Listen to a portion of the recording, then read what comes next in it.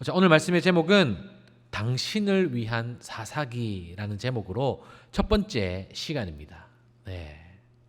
여러분 어때요? 사사기 기대가 됩니까? 아멘. 어유 감사합니다. 네, 우리가 요한복음 10번에 걸쳐서 지난주에 또 성경 퀴즈를 통하여서 다시 한 번 더 생각해보고 또 이제 성경 퀴즈를 통하여서 다시 한 번 더 반복하는 복습하는 그런 시간을 가졌는데 우리가 말씀을 왜 가까이 해야 되냐? 바로 이성적인 믿음을 위해서입니다. 여러분 감성적인 믿음은 뭘까요? 우리가 수련회 때 막 뜨겁게 분위기에 휩쓸려서 기도하고 또 그러다가 또 주님을 만나게 됩니다. 저도 그랬고요. 그런데 그 순간이지 이 변화가 믿음의 변화가 믿음의 성장이 계속 지속되지가 않더라고요. 이게 바로 감성적인 믿음의 바로 단점이라 할 수 있어요.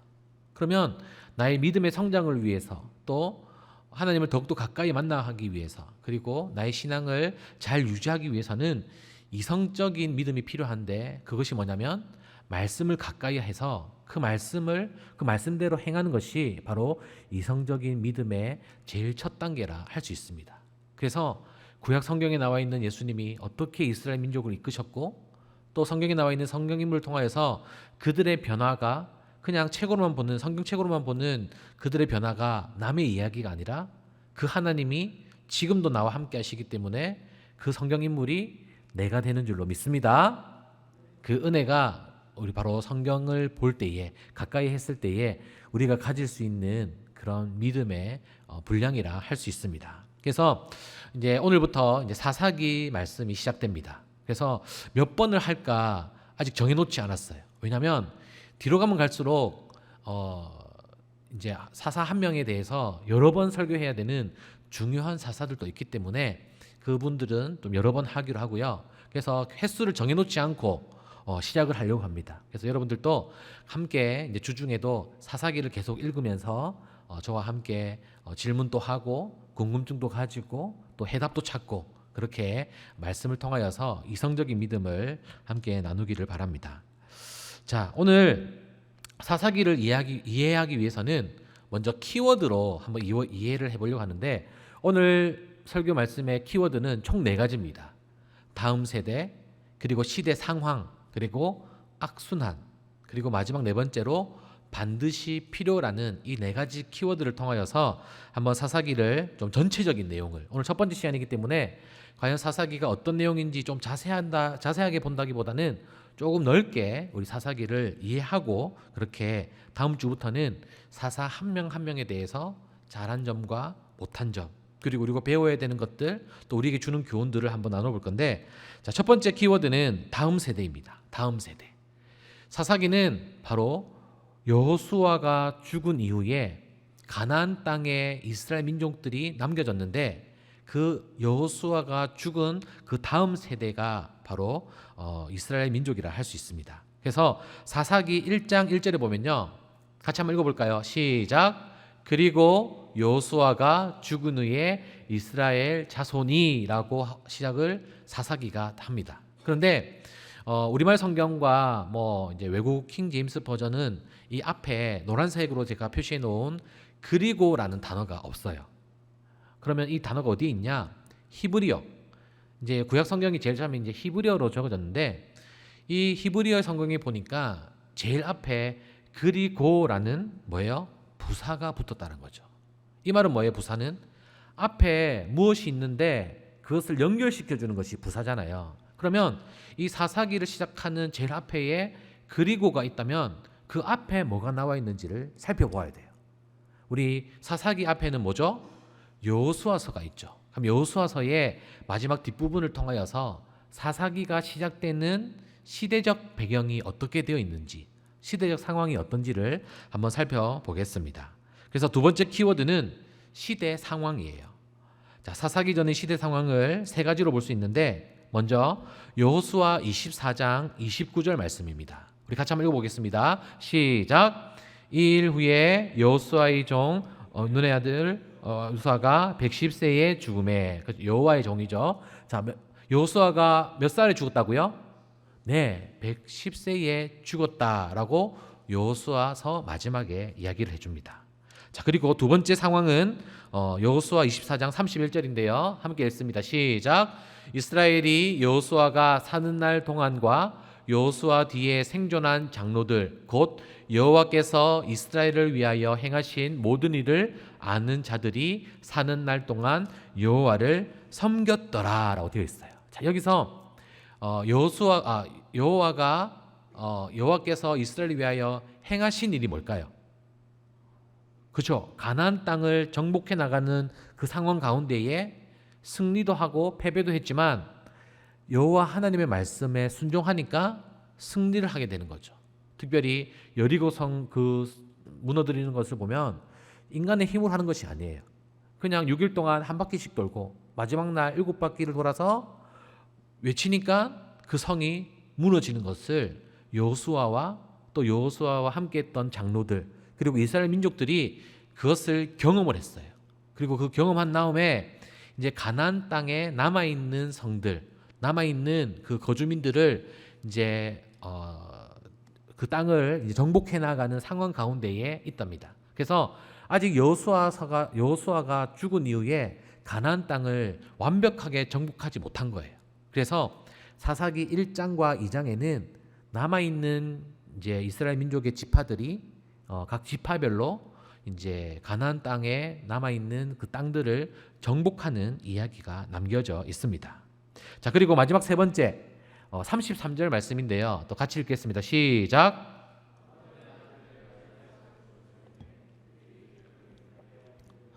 에브라임 산지에서 받은 산에 장사하였더라. 아멘. 자, 여기서 아론의 아들이라고 하면 어떤 직분을 가리킬까요, 여러분?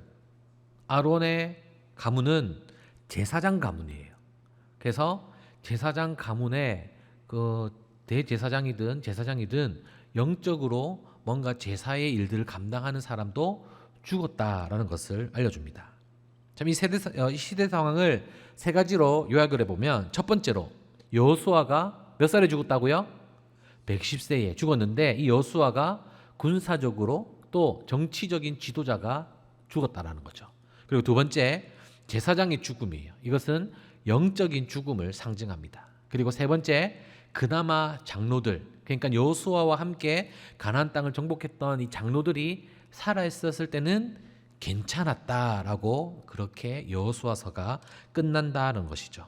자, 여러분, 그러면 이렇게 이스라엘 백성들이 가나안 땅에 잘 정복하여서 잘 정착하여서 잘 살았다라고 이 이야기가 끝나면 얼마나 좋을까요? 그런데 사사기는 우리에게 그렇게 희망적인 메시지를 주고 있지는 않습니다. 우리가 사사기를 조금 더 넓은 시각으로 본다면 처음에는 괜찮았어요. 사사든 아까 1장과 2장의 지파들이 첫 번째로 유다 지파가 거주민들을 이제 정복해 나가는데 처음에는 하나님께 물어요. 하나님께 물어서 하나님이 유다 지파가 가라, 싸우러 나가라 해가지고 유다 지파가 나가가지고 그 이제 정복을 합니다. 그렇게 처음에는 좋지만 시간이 가면 갈수록 지파들이 하나님 말씀에 순종하지 않고 자기들 마음대로 살아가는 것이죠. 그리고 3장부터 시작되는 이 사사들도 처음에는 괜찮아요. 처음에 한 5명 정도까지는 하나님의 말씀을 잘 들어서 군사적으로 다른 이방 나라들의 그 압제례에 물러나게끔 그 역할들을 잘 합니다. 그런데 우리가 잘 아는 기드온에서부터 뭔가 꺼림칙한 일들을 해요. 심지어는 대제사장의 상징이라고 할 수 있는 에봇을 만들어서 자기 집에 둡니다.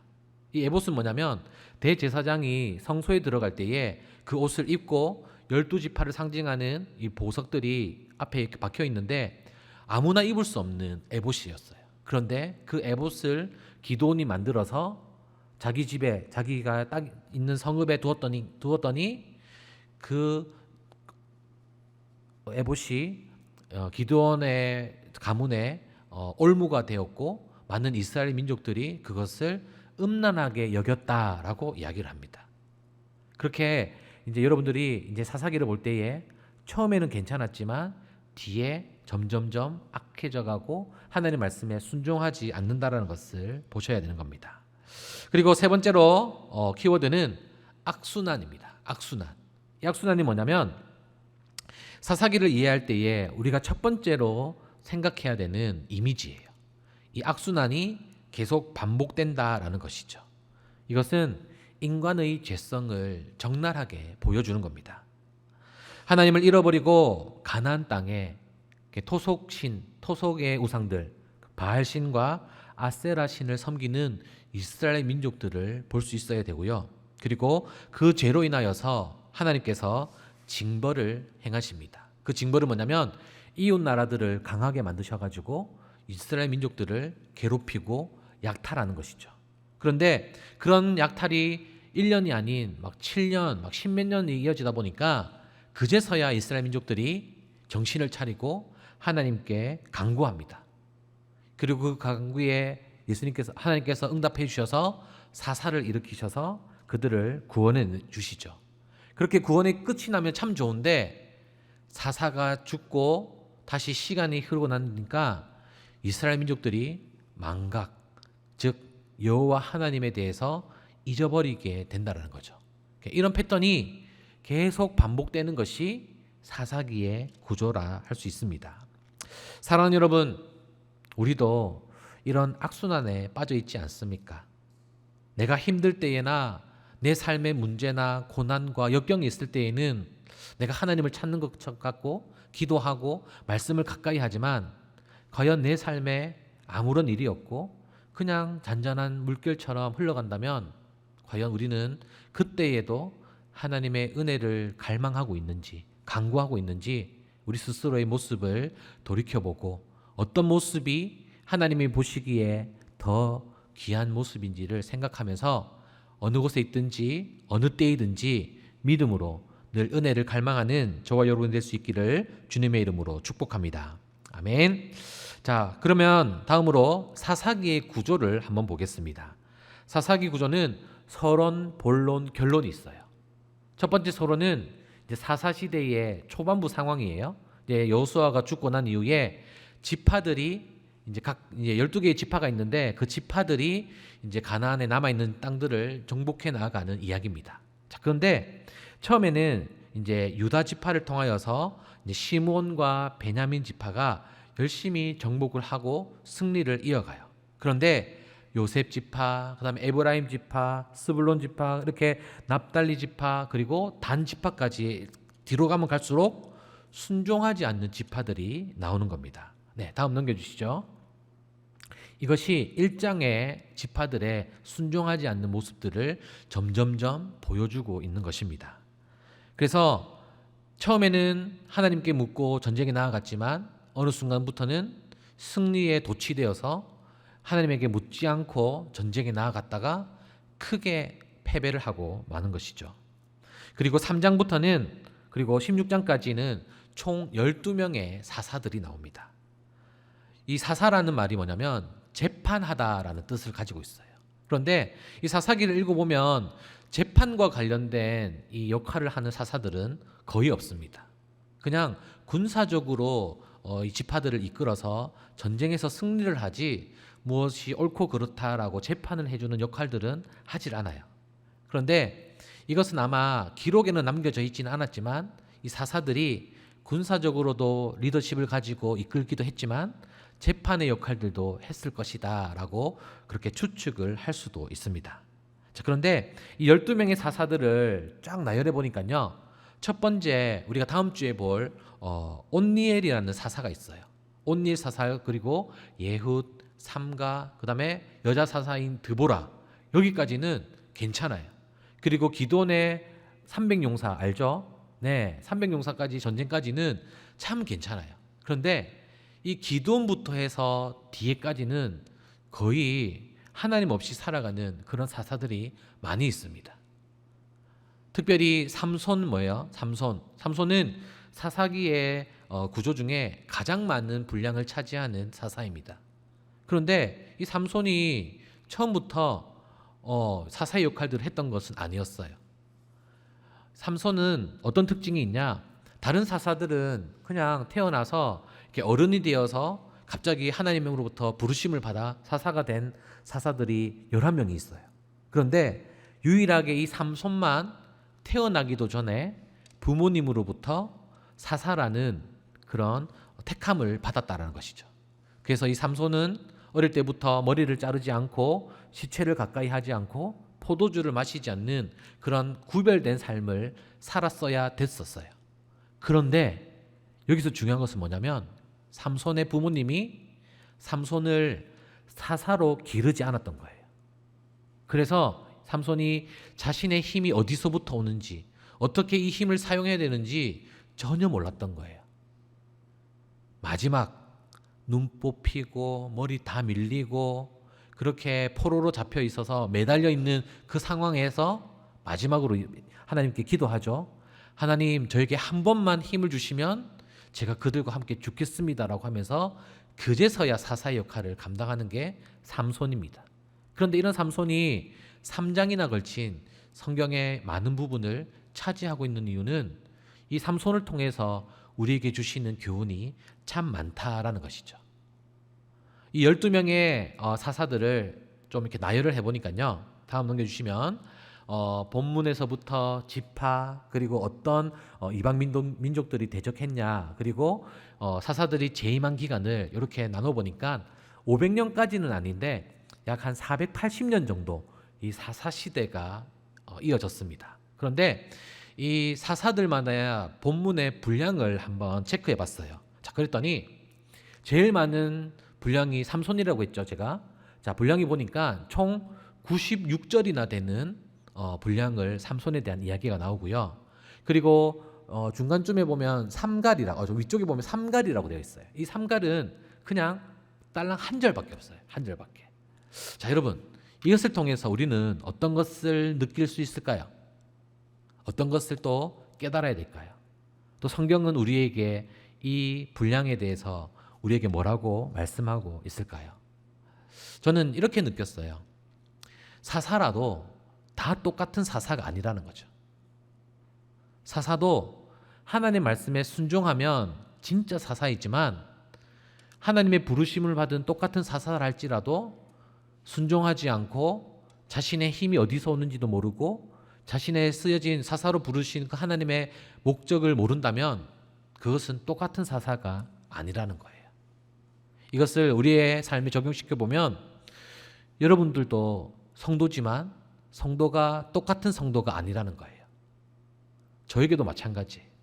목사이지만 똑같은 목사가 아니라는 거예요. 목사라고 해서 사꾼이 될 수도 있고요, 거짓말쟁이가 될 수도 있고 사기꾼이 될 수도 있는 거예요.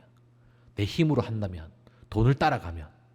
그런데 그 목사로 부르신 하나님의 그 섭리를 깨닫는다면 내가 비록 힘들고 또 어려운 곳이지만 내가 부르신 하나님의 부르심에 응답하기 위해서 어느 곳에든지 나아갈 수 있고 하늘의 상급을 바라보면서 나아가는 것이 정말 부르신 하나님의 마음을 깨닫는 자가 아닌가라는 생각이 됩니다. 여러분들도 마찬가지예요. 여러분들도 성도로 부르신 목적이 있습니다. 그런데 똑같은 성도가 아니라는 거죠. 바라옵기는 하나님의 기쁨이 되는 성도가 되실 수 있기를 주님의 이름으로 축복합니다. 네, 성경에 분량이 많은 그런 사사처럼 교훈이 많고 배울 점이 많은 그런 본이 되는 그런 성도가 될 수 있기를 주님의 이름으로 축복합니다. 또 다음 이제 사사기의 구조를 보면 마지막 이제 결론이 있어요. 그러니까 총 사사기는 21장까지 되어 있는데 1절부터 2절까지는 이제 아까 지파에 대해서 이야기하고 3장부터 16장까지는 사사에 대해서 이야기를 해요. 그런데 17장부터 21장은 다시 과거로 돌아가요. 과거로 돌아가서 어떤 일을 했었고 그때에 어떤 하나님께서 주신 은혜가 있었는지를 다시 한 번 더 반복하는 거예요. 이거는 사사기를 누가 적었는지는 모르겠지만 너무나도 뛰어난 이 글 쓰는 실력이 있었다라고 볼 수밖에 없다라는 거죠. 이것이 바로 나빠짐을 강조하기 위한, 부각시키기 위한 아주 절묘한 배치라는 거죠. 그냥 사사의 이야기를 쭉 나열한다면 그냥 한 번 듣고 흘릴 수도 있지만 뒤에 다시 그 사사들에 대해서 반복하고 하나님의 은혜에 대해서 반복을 한다면 그것이 반복을 통하여서 우리에게 주는 메시지가 분명히 있다라는 겁니다. 자, 그러면 오늘 이제 첫 시간이기 때문에 사사기 1장에 나오는 것 중에 그 1장의 말씀 중에 가장 이제 대표할 수 있는 사사기에 우리가 눈여겨봐야 되는 부분을 한번 보려고 하는데요. 우리 사사기 1장 19절입니다. 네, 우리 다 같이 한번 읽어볼까요? 시작.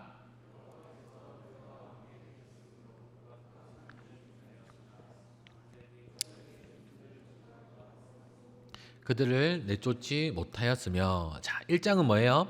각 지파별로 이제 거기 살고 있는 거주민들을 정복해 나가는 이야기라고 했어요. 자, 그런데 오늘 이 말씀해 보니까 두 가지의 주민이 나오죠. 첫 번째 주민은 뭐예요? 그죠, 산지 주민. 근데 산지 주민은 어떻게 했다고요? 내쫓았다 되어 있죠. 그 두 번째는 어떤 주민이 나와요? 골짜기 주민이에요. 그런데 이 골짜기 주민을 내쫓았어요? 못 내쫓았어요? 못 내쫓았어요. 근데 그 이유가 뭐예요? 철병거가 있으므로 못 내쫓았다라고 되어 있습니다. 자, 여러분, 여러분 한번 상상을 한번 해보세요. 산지 주민이에요. 산지 주민. 이러면 산지 주민이라고 이야기를 한다면 어디에 있는 사람들이에요? 그렇죠. 산 꼭대기에 있는 사람들이. 산 꼭대기에.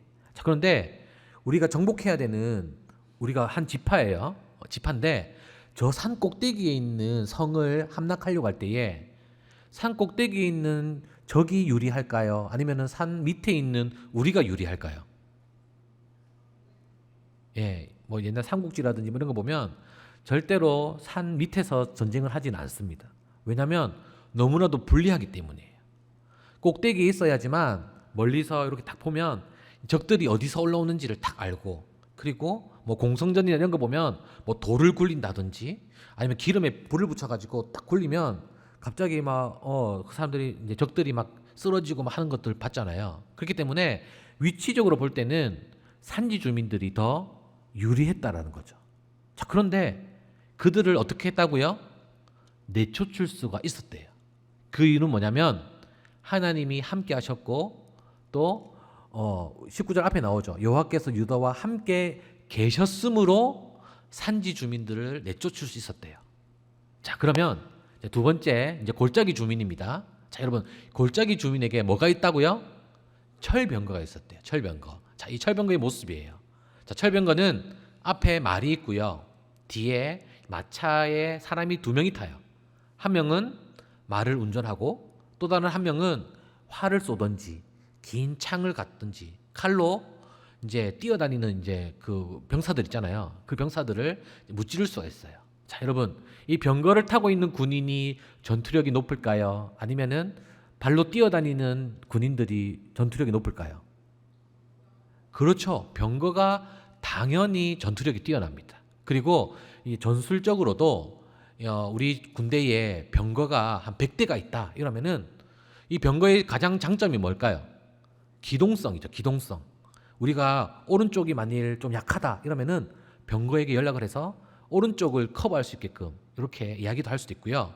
그리고 발이 느린 군인들이 많은 그런 적들과 싸운다면 치고 빠지기가 되는 거예요. 치고 빠지기가. 그러면 어때요? 우리를 쫓아가기 위해서 얘들은 막 뛰어다니는데 기동성이 좋으니까 이제 한참 이제 시간을 끌다가 지친 이제 적들을 물리칠 수가 있는 거예요. 자, 그런데 이런 전투력이 높은 병거가 있는데 그것도 철병거예요. 철병거. 예, 이 당시에는 청동기 문화였기 때문에 철을 가지고 있다라는 것은 전투 경험도 많을 뿐만 아니라 이 무기를 생산할 수 있는 능력도 뛰어난 민족이 바로 골짜기 주민이었어요. 자, 그런데 이 철병거가 어디에서 싸움을 하느냐가 더 중요한 거예요. 자, 다음 사진 한번 보여주시죠. 자, 아까 어떤 주민이라고 했죠, 여러분? 골짜기 주민이에요. 골짜기 주민. 자, 근데 이 골짜기의 모습인데 이 골짜기에 철병거가 있으면 어떨까요, 여러분? 전투력이 올라갈까요? 아니면 이 철병거의 장점을 최대한 발휘할 수 있을까요? 없어요. 예. 왜냐? 지금 보면 돌도 많고 경사가 있기 때문에 그렇게 기동성을 활용할 수 있는 위치가 아니에요. 그러면 어떤 지형이 철병거가 최대한 활용할 수 있냐? 그냥 평지. 예, 평지에서 막 뛰어다니는 거예요. 말이랑 같이. 그래서 활도 쏘고 막 창도 던지고 해야 되는데 이 골짜기에는 그럴 수가 없다라는 거죠. 자, 여러분, 이 말씀을 통해서 우리가 다시 한 번 더 말씀을 봅시다. 우리 아까 19절 다시 한번 띄워주시겠어요? 예. 철병거가 있으므로 그들을 내쫓지 못했다라는 건 뭐예요? 저는 이 말씀 볼 때 그냥 변명밖에 안 됐던 거예요. 철병거가 그들이 있어서 내쫓지 못했다는 것이 아니라 여호와 하나님이 산지 주민들을 내쫓을 때에는 함께 하셨지만 그 승리에 도취하여서 골짜기 주민들은 자기 마음대로 갔던 거예요. 그랬더니 패배를 했더니 그 패배의 어떤 이유를 찾기 위해서 그들에게 철병거가 있다라고 이야기를 하는 겁니다. 여러분, 사사기는 철저하게 하나님의 순종하는 것과 순종하지 않았을 때의 차이가 확실합니다. 순종했을 때에는 승리가 따라오지만 불순종했을 때에는 패배와 징벌이 있는 것을 이스라엘 백성이 몰랐어요. 왜? 마지막에 또 사사가 죽으면 또 까먹기 때문이죠. 그런데 우리에게 이 사사기를 주시는 목적은 뭐냐면 이 이스라엘 민족의 악순환의 반복을 통하여서 우리는 그런 사람이 되지 말라라는 것을 의미하고 있는 겁니다. 자, 그리고 마지막 네 번째 키워드가 뭐였죠? 반드시 필요랍니다. 반드시 필요. 자, 그럼 뭐가 반드시 필요할까요? 바로 예수 그리스도입니다. 우리가 구약 성경을 볼 때에 여러분들이 보아야 되는 관점은 뭐냐면 모든 이 이스라엘 성경은 누구를 향하고 있다? 예수 그리스도를 향하고 있다라는 것을 깨달으셔야 돼요. 그래서 이 구약 성경을 볼 때에 이 흐름을 이제 보셔야 되는데 이 사사기를 통하여서 이 사사기 다음에는 어떤 시대가 이제 나오냐면 왕정 시대가 나와요. 왕정 시대. 그러니까 이제 모세와 또 여호수아와 같은 강력한 리더십을 가진 영적 리더자가 있었지만 그 리더자가 죽고 난 이후에 사사가 있었어요. 그리고 이 사사들이 있었을 때에 이스라엘 민족들이 불만하는 게 또 있었죠. 뭐냐면 다른 나라들은 왕이 있으므로 나라를 잘 다스리는 것처럼 보였어요. 그래서 그들에게도 왕을 달라고 사무엘에게 이야기를 하죠. 그런데 그들에게는 왕이 있는 것이 안 좋았던 악수였던 거죠. 왜냐하면 그 왕들이 더 범죄를 저지르고 또 솔로몬 같은 경우에도 이 두 왕국으로 분열되는 결정적인 이제 원인을 제공했다라는 것이죠. 아마 하나님이 원하시는 것은 바로 그냥 왕정 시대가 아니라 신정 정치. 그러니까 하나님께 묻고 하나님께 그 들은 답으로 그대로 살면 되지만 뭔가 인간의 생각으로 빨리빨리 또 군사가 쳐들어왔을 때 적군이 쳐들어왔을 때에 그것을 빨리빨리 대처하기 위한 방법으로 왕을 있으면 달라고 했는데 그 왕이 있어봤자 아무 소용이 없었다라는 것이죠. 자, 그런데 그 이스라엘 민족들의 그 왕의 섬기는 것을 왕을 세우는 것을 실패를 통해서 우리는 누구를 봐야 된다고요? 예수 그리스도. 그리고 아까 우리 사사기 처음에 시작에 제사장이 죽었다라고 했지만 대제사장이신 또 누구를 봐야 된다고요? 예수 그리스도를 봐야 된다는 것이죠. 그리고 사사도 마찬가지예요.